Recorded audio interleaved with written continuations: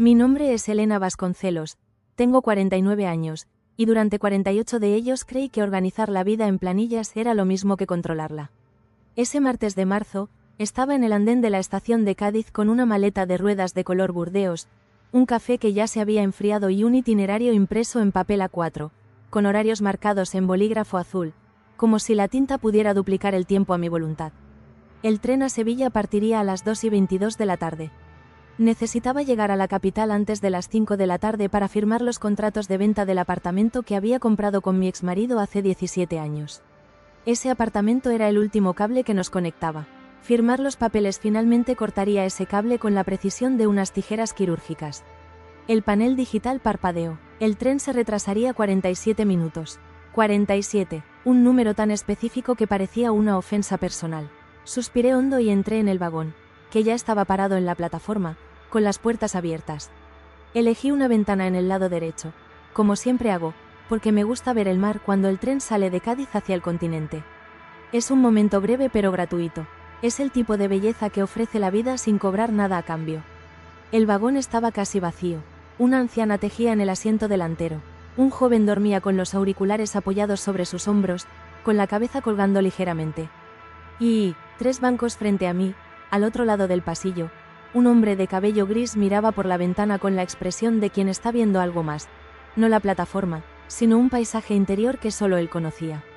Intenté revisar los correos electrónicos. La señal de internet dentro del vagón era una pelusa. Guardé el teléfono en mi bolso con una irritación silenciosa que ya había aprendido a ocultar a lo largo de los años. Una de las habilidades que me enseñó el divorcio.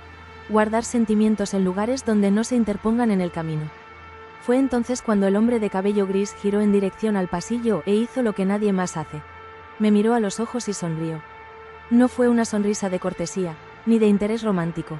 Fue la sonrisa de alguien que reconoce en otro pasajero el mismo estado de ánimo. La molestia inútil de esperar algo que no está a nuestro alcance resolver. El tren nos está enseñando paciencia, dijo, en español, con un acento que no era de Cádiz. Más al norte, tal vez Burgos.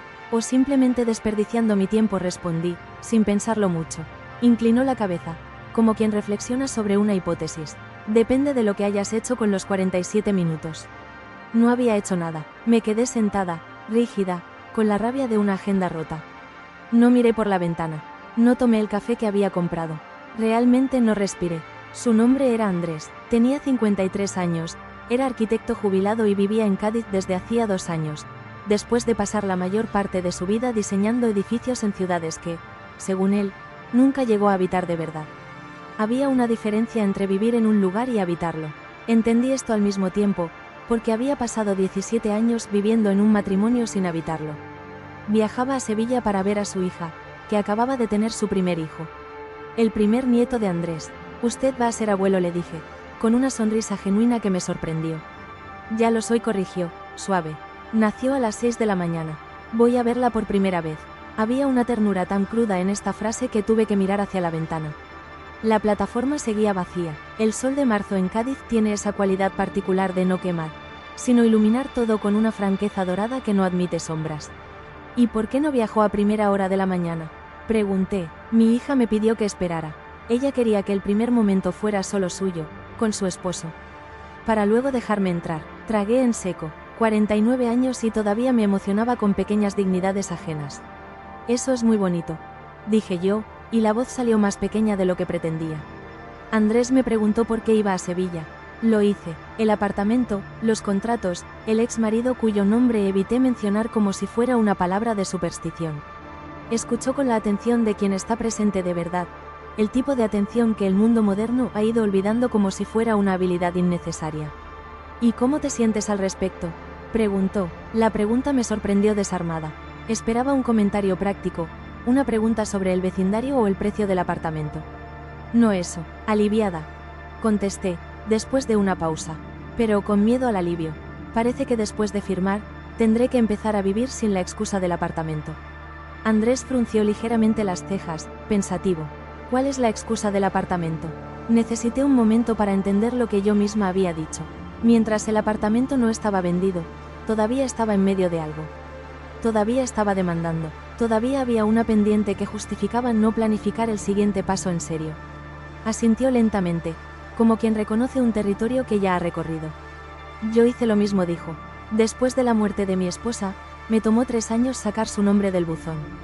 No porque fuera sentimentalismo, fue porque, con su nombre en la caja, todavía estaba dentro de una transición. Todavía había algo incompleto que me eximía de decidir qué era sin ella. El silencio que siguió no fue vacío. Fue el tipo de silencio que 2 personas crean juntas cuando se dan cuenta de que están hablando lo mismo con palabras diferentes. El tren aún no se había ido. La señora delantera cambió la madeja de lana. El joven dormido volvió la cara hacia el otro lado. Y yo, por primera vez esa tarde, tomé un sorbo del café frío, y el café frío ya no me pareció una ofensa. ¿Qué vas a hacer después de los contratos? Andrés preguntó. Voy a cenar sola en algún restaurante de Sevilla, volver en tren y empezar a pensar en lo que viene después.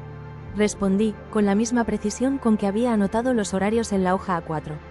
Sonrió, pero fue una sonrisa amable, sin burla. ¿Vas a cenar sola porque quieres, o porque es lo que está en el guión? La pregunta quedó en el aire como humo. Tenía una amiga en Sevilla, Marta, con quien había estudiado en su juventud. Hacía más de 1 año que no la veía. Cada vez que me invitaba a algo, respondía con un «¿Cuándo arreglar el apartamento?». El apartamento se había convertido en una pared, y yo había construido esta pared con mis propias manos, ladrillo por ladrillo, compromiso por compromiso pospuesto. Tengo una amiga allí, dije, despacio. Entonces llámala. Era así de simple, y era imposible así, porque la simplicidad de las cosas obvias exige el coraje de admitir que la complicamos sin necesidad. Cogí el teléfono. La señal era mala, pero suficiente para un mensaje de texto. Le escribí a Marta. Voy a Sevilla esta tarde.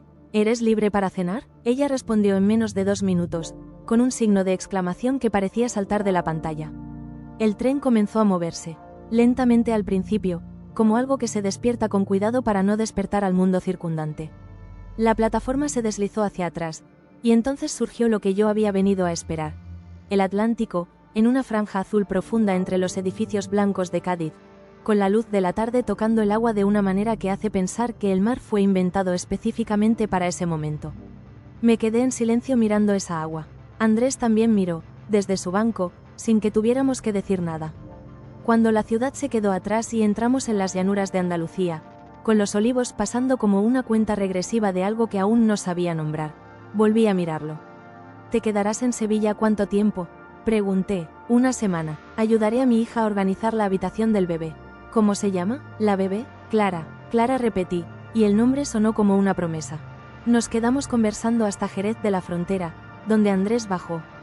Intercambiamos números de teléfono con la naturalidad de quienes se conocen desde hace años. Antes de levantarse, me miró con tranquila seriedad y dijo: Elena, pasaste 47 minutos enojado con un tren. ¿Pasará la siguiente etapa de la vida enojado de qué? No respondí, no esperó respuesta. Tomó la mochila, asintió con la cabeza, y bajó en la plataforma de Jerez con el paso de quien tiene un nieto esperando. El tren continuó. Me quedé, miré la hoja A4 con los tiempos marcados en bolígrafo azul. Lo doblé en el medio, luego en el medio nuevamente, y lo puse en el fondo de la bolsa.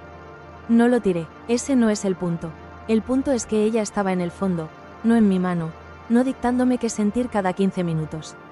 Cuando el tren entró en la estación de Sevilla a las 18,04 horas, 42 minutos después de lo previsto, la abogada ya había reprogramado los contratos para el día siguiente por la mañana. Y Marta me estaba esperando con una mesa reservada en un pequeño restaurante en el barrio de Triana, con una botella de manzanilla y la expresión de quien nunca olvidó ninguna amistad. Solo esperó con paciencia a que la otra persona encontrara el camino de regreso. Cenamos durante 3 horas, rimos de cosas que ya habían perdido el peso de ser serias. Ella me mostró fotos de sus hijos, les conté sobre el apartamento, sobre el divorcio, sobre los 47 minutos de retraso que de repente parecían haber sido planeados por alguien más sabiamente que Renfe. A la mañana siguiente firmé los contratos. El apartamento era, por fin, de otro. El hilo fue cortado, y esperaba sentir el vacío que a menudo sigue a las conclusiones.